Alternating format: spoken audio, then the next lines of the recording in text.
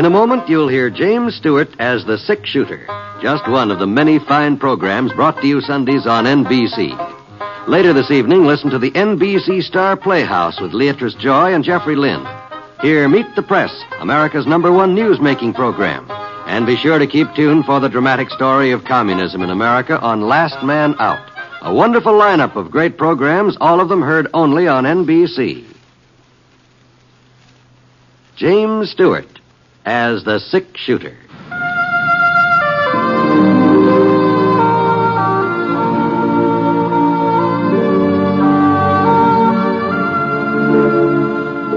The man in the saddle is angular and long-legged. His skin is sun-dyed brown. The gun in his holster is gray steel and rainbow mother of pearl. Its handle unmarked. People call them both the Sick Shooter.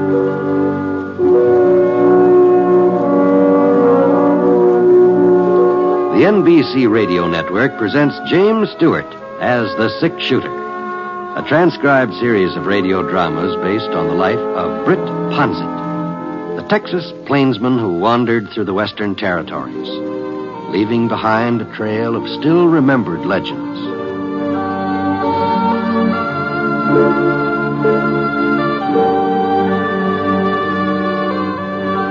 It had snowed during the night, a thick, wet snow that bowed the pine trees and banked over the pink boulders, turning them white. I found myself lying under a good, heavy 6 inches of it when I woke up.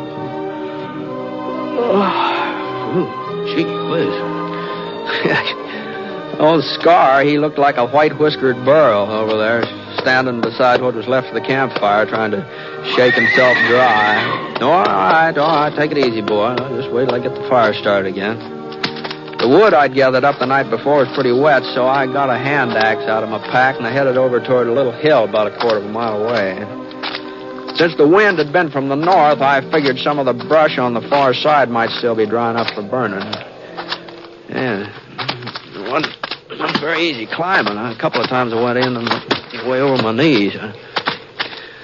But the snow was already beginning to melt fast, even though the sun hadn't splashed into the sky yet.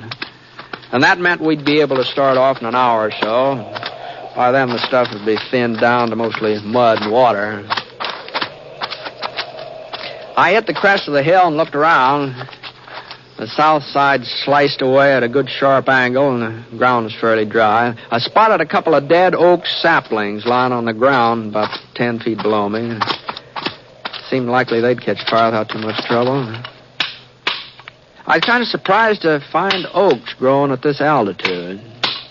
Even so, I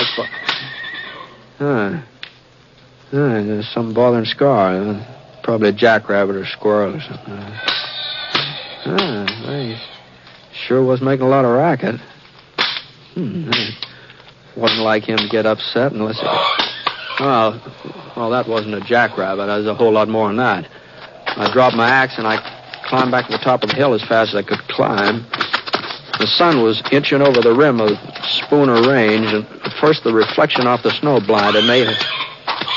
When I got my eyes focused, I saw the fella standing beside Scar, trying to cinch the saddle onto his back.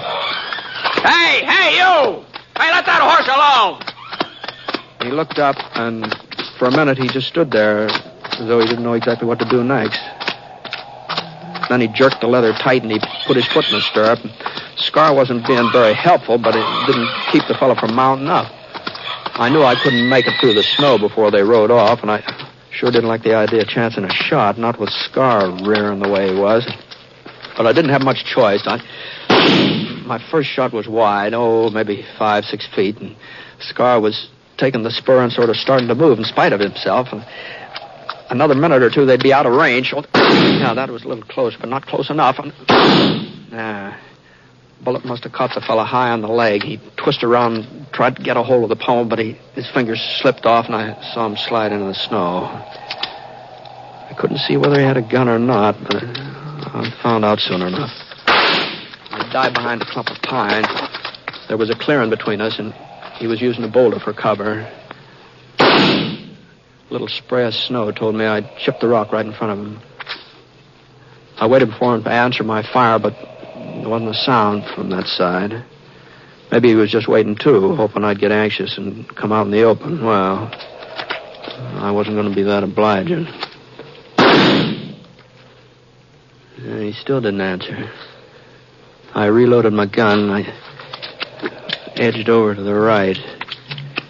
If I could just circle without him seeing me, maybe I could come up behind him. About 20 minutes later, I managed to skirt around the clearing. He was up front of me now, just a couple of boulders away. Got up on my haunches and I charged. And then I saw why I'd been so quiet.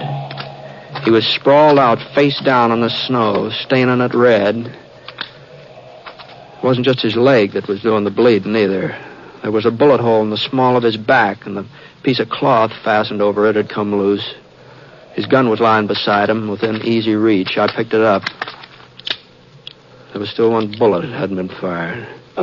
He started coming to, and I eased him over on his side, and his eyes kind of half opened, and it's just like his lids were too heavy for him to rise all the way.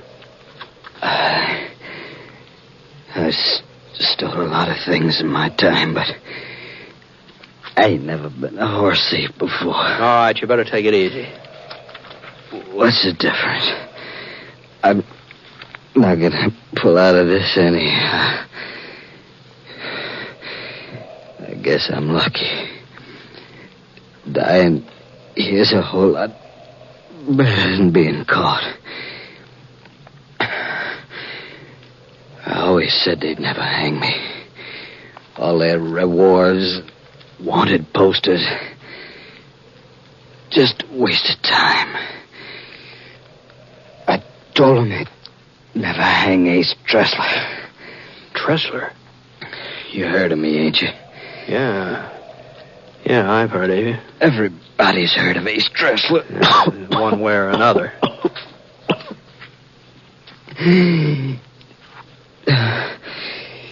Too bad it wasn't your shot that did it, mister. You could collect a mighty fancy reward. About $3,000 it must total up to. And that's not counting yesterday. Yesterday? Stage depot. Over to Sunset. Fell in charge. He didn't like the idea of being held up. That's how I got this bullet in my back. Oh? But I took care of him. He won't be shooting nobody else. You killed Sam Fletcher? I don't know his name, mister. You don't expect a fella to know the names of all the men he shoots, do you? How'd you get out here without a horse? It's a good 20 miles from Sunset. I had my pony till just a couple of hours ago. All that snow coming down, he sort of missed his foot. Hurt himself bad. I'd say. I sure hated having to put him out of his misery. He was a fine horse. Best I have owned. It's a rotten shame. Man having to kill a horse like that. Yeah. That's the only reason I tried to take yours. I had to have some kind of mount. There's a posse on my trail. I ain't never stole a horse before, mister. I ain't no horse thief. Well, you think you can hang on if I heist you onto the saddle? What for? Well, you need a doctor. Scar can carry us both. Only doctors in Sunset. That's right. I'd never make it that far. Can't you see I'd never make it that far? Well, you can try. No, I'm not going back there. We might run into posse along that way. Yeah, we might. He'd string me up, even though there was tie and string me up. And I swore that nobody'd hang me. I swore. All right, turn over on your face here. Put that bandage back. Listen, mister, you can't let them hang me. I'll be dead anyway. Just a few hours. You can stay here until... And then you can take me back. You can say you done it. Collect a reward for yourself. $3,000, miss. All right, come on, turn over. As long as I'm... And anyhow, let me die out here. Why do you want to give me... Lynch me? Nobody's going to lynch you, Tressler. Give me your word. Yeah. You won't let me down, mister. I swore that they'd never hang Ace Tressler.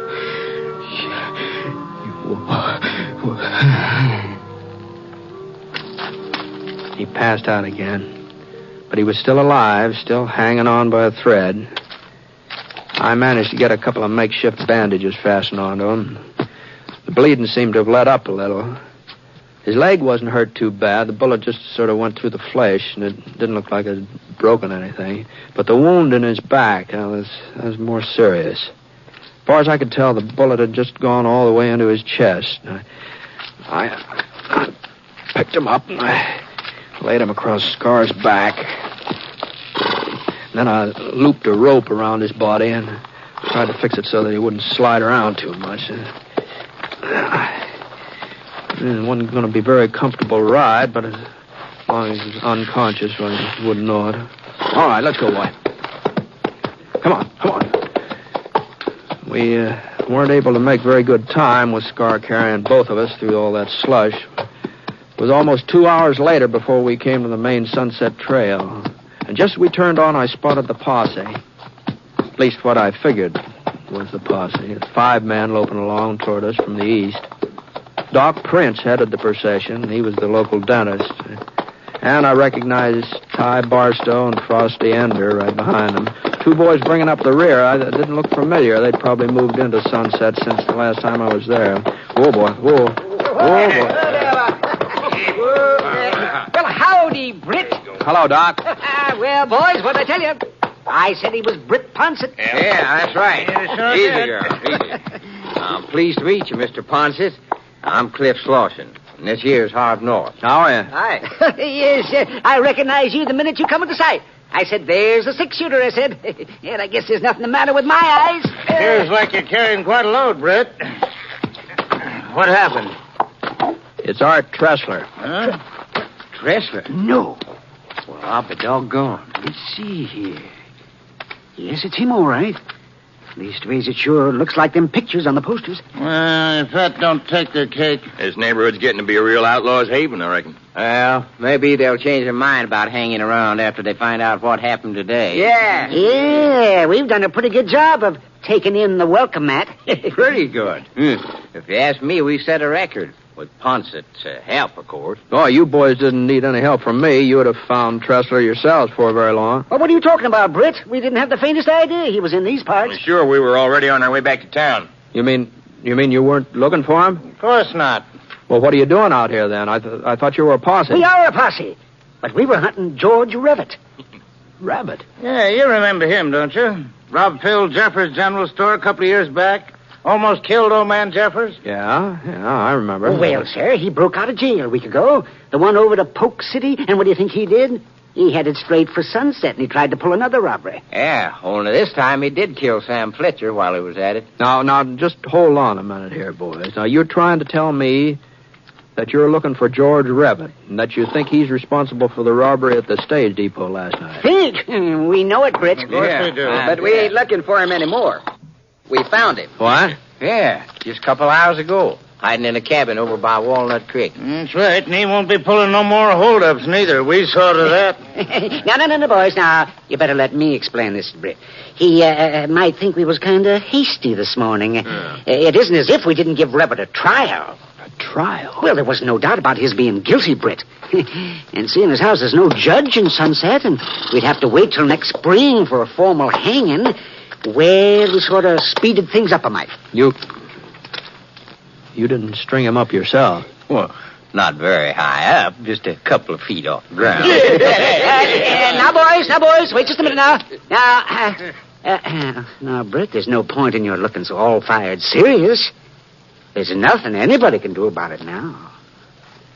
Well, that's true enough, Doc. Yeah, there's nothing anybody can do.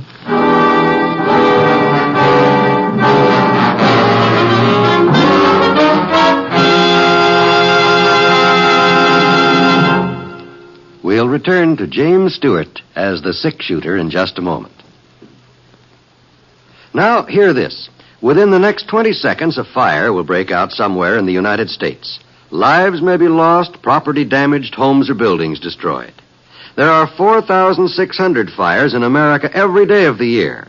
They kill 11,000 persons and disfigure or severely burn thousands more. The unfortunate part of this picture is that most of these fires could be avoided. For example, 90% of all fires that start in the home can be traced to human carelessness. By obeying a few simple rules of fire prevention from now on, you and I can protect our homes and our families from this devastating menace. Rule 1 is, don't smoke in bed or discard lighted cigarettes carelessly. Rule 2, go through your house and clean out old newspapers, magazines, and other inflammable debris. Rule 3, promptly repair defective wiring as soon as you notice it. Fire won't wait until tomorrow. Rule 4, use only those cleaning fluids which will not burn.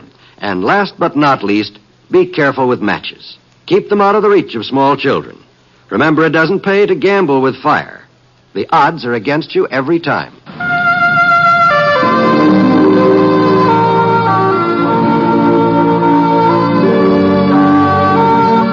Now, Act 2 of The Six-Shooter, starring James Stewart as Britt Ponset.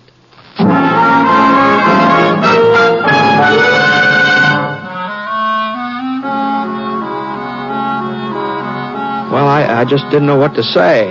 Hayes Tressler hadn't been lying when he told me about robbing the depot and shooting Sam Fletcher. A man doesn't confess to something like that when he thinks he's ready to cash in, no. And as for George Rabbit, he caused folks trouble ever since he was a kid. He'd been mixed up in all sorts of gunfights, too, fights that usually ended up with somebody else dying. But he hadn't killed Sam Fletcher. That's one thing he hadn't done. Well, looks like Tressler's still with us. Yeah.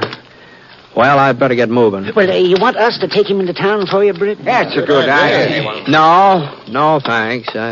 You see, I gave him my word that he was going to a medical doctor. I don't get you. You see, he was afraid he might be lynched. Well, we ain't got no grudge against Tressler, Britt. Oh, I guess he's as mean as they come, but he ain't never given us no bother in Sunset. Is that so? I told you. We didn't even know he was in these parts. Well, I guess you should have known it, Doc. Huh? He's the man who shot Sam Fletcher. What's that? Oh, I know what you're up to, Britt. You're just joshing us.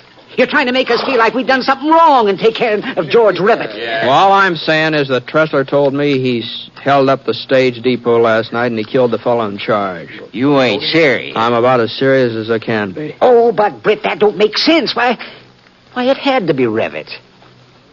What made you so sure? Well, we knew he broke jail. And somebody said they thought they seen him in town yesterday. Now, let me see who. Oh, it was Johnny Silks, I think. Yeah, and we picked up his trail not far from the depot. Well, he led right to that cabin on Walnut Creek where we found him. He admit the robbery and the shooting? Well, you don't expect a man to admit a thing like that when he knows there's a rope waiting for him. Of course. Yeah. Well, I'll see you. Oh, no, wait. Now, hold on now, Britt. You're wrong about this. Why, you just gotta be wrong. You think I'm lying, Doc? No, of course not, Britt, but everything pointed to Rabbit. Well, maybe Tressler was just making that up, what he told you. Well, how did he find out about the robbery, then? Well, Now, Britt, you know we wouldn't have done anything if we weren't certain in our own minds that we were right. Why, you know that. It's possible we made a mistake. Well, I'm not saying that we did, but it is possible. No. Even if we did, Rabbit deserved hanging. He's deserved it for a long time. Yeah. Yes, that's what I'm getting at. We didn't do any harm, Britt. Not really. You didn't, huh? Oh, of course not. But if you were to tell folks about this, well, They might not see it our way. They might figure that we took too much on ourselves. So you won't say anything, will you? Well, all I'm doing is taking Tressler into town. Whatever he says after he gets there, that's up to him. Well, I know, We but I don't don't need know. to worry about Tressler. He ain't going to say nothing. Huh? Well, take a look. Yeah, he was dying. Wasn't any doubt about that. I cut the rope that was holding him on the scar's back and carried him over to a dry space just off the trail. And just before I could put him down, he gave a little shudder, and I felt the life ease out of his body. Well, he'd been right about one thing. Nobody would ever hang Ace Tressler. Yes, that saves your trip into Sunset, eh, Britt? Well, I was heading for there anyway, Frosty. Oh? As long as I've come this far, I might as well go the rest of the way. Well, I don't... Now, look here, Britt. Ace is dead. Yeah? Well, then don't you see that there's nobody to say whether he was the one who killed Sam Fletcher or not? Nobody but Britt. That's right. Now, suppose we did go off half-cocked. Suppose we were kind of hasty with Revitt. Well, we're sorry about it, but there's nothing we can do for him now. It seems you told me that before. Well, it's the truth, ain't it? Sure. Well, then what would you gain by getting us into hot water? Letting people know that we kind of overstepped the mark? Is that what you call it? Overstepping the mark? Well, it'd be different if Revitt was innocent. Well, somehow I got the idea that he was. Well, yes, of this robbery, maybe, but, well, he... I had a brother, Ponset. He'd be alive today if it wasn't for George Revitt. Mm-hmm. Is that why you hung him, to get even for your brother? No, of course not. We were just doing our duty as citizens. We thought he shot Sam Fletcher. Well, why are we standing here arguing? If Ponset wants to try and make trouble, well, he ain't got no proof. It's his word against ours. That's right. Cliff's right. We can even say that Revitt confessed. Why, everybody at Sunset will believe us. Well, then I don't see what you're so worried about then. Why, we ain't worried, Britt. Not really, of course we're not. I know you pretty well. We've been friends a long time. Why, you're not going to go out of your way to stir up a hornet's nest? No, I'm sure of that. Well, I ain't so sure. Just a minute, Ponset. You're not leaving here yet. Now, Frosty. And, boys, it's about time we start using our heads. If he goes into town and spreads this story around, they'll all believe it. Whatever Britt Ponset says, that's gospel. But he ain't going to say anything. That's right, he ain't. Because he ain't riding into Sunset. He's turning around heading east. Is that so? I know you're a fast man on the draw, but there's 5 of us. You're not that fast. No, I reckon I'm not. Now, we don't want to get into any mix-up with Britt, Frosty. What do you want? People to start saying we murdered George Revitt? Murdered? Well, that ain't what we done at all. His family might not agree with you, Cliff, if they found out the truth about that holdup last night. And he's got a brother, too. Well, maybe there's something in what Frosty says, but we can't stop Britt. Now, if he takes it upon himself... We stopped Revitt, didn't we? Frosty? Put that gun away. Sure, I'll put it away. After I'm sure that Ponset's riding east. And I'm warning you, Britt. You ever breathe a word about what Tressler told you? I don't like being ordered around, Frosty. Then just keep away from Sunset. Now move. I said... Well, I held my ground. I knew Frosty Ender pretty well. I knew he wouldn't shoot. His business with Revitt had pushed him into deep water, but not that deep. I watched his jaw muscles tighten up, and I saw a little bead of sweat begin to gather between his eyes, and for a minute nobody said anything. And then Ty Barstow shoved forward. I told you to put it away, Frosty.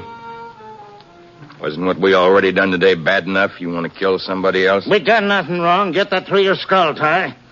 Revitt deserved to hang, and we hung him. What about Britt? Suppose he deserves being shot? No, not unless he asks for it. That gun you're holding just proves how wrong we were this morning. If we'd been right, you wouldn't need it. Shut up. If we'd been right, we wouldn't be standing here feeling ashamed. Even you feel ashamed. That's why you don't want nobody to hear about it. That's why you're threatening Britt. Yeah, and I'll make good on that threat, too. No, you won't. Because we're going into Sunset and tell them what happened. We're going to take our medicine. You gone loco? And it ain't just because Revitt didn't kill Sam Fletcher, even if he had. Well, he still wouldn't have been right. Oh, I reckon we wouldn't have found out so quick, but we'd have found out sooner or later. You know what's the matter with you, Ty? You're yellow. You got a streak a yard wide down your back. You were just as anxious to string up Revitt as the rest of us. Things didn't turn out the way you figured. Yeah, that's true enough. Yellow, that's what you are, clear through. You've got the gun, Frosty. You can stop me if you want to. Doc, you coming along? Yeah. Cliff, Harv. Okay. Sure. Hey, you crazy fools, we didn't do nothing wrong. What's the matter with you? Hey, why can't you see that? Frosty kept on yelling until they were almost out of sight. And then he turned and shook his head like he couldn't figure out what had happened.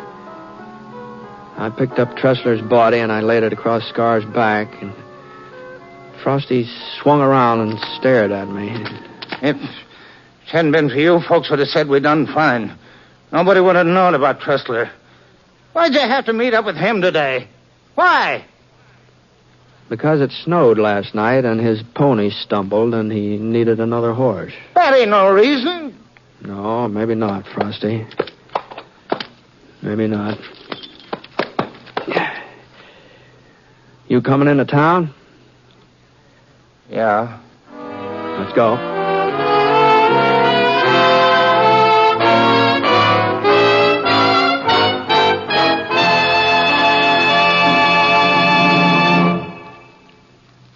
$50,000 trained nurses are needed now, today. Nurses to serve humanity in hospitals and private duty, in teaching and research, in the Veterans Administration and the Armed Forces. And although a nurse's training means a thorough professional education at far less expense than 4 years of university, it offers a curriculum which includes such fascinating studies as psychology, sociology, and chemistry. And upon graduation, the student becomes a registered nurse, and in some schools obtains a Bachelor of Science degree as well. These, then, are the facts of a nursing education. The need has never been greater. The opportunities for a vital, useful career have never been finer. For further information, we suggest that you contact your nearest hospital.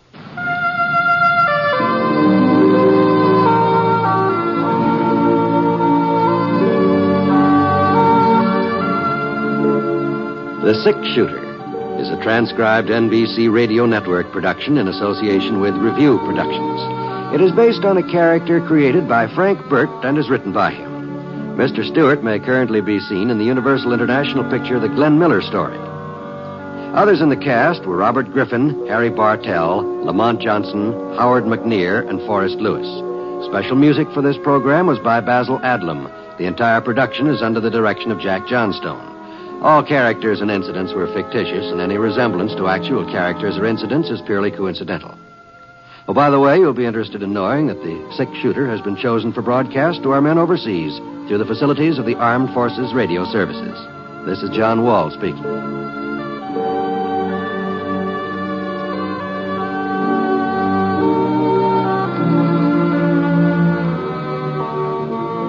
Tonight, listen to Sunday at Home on the NBC Radio Network.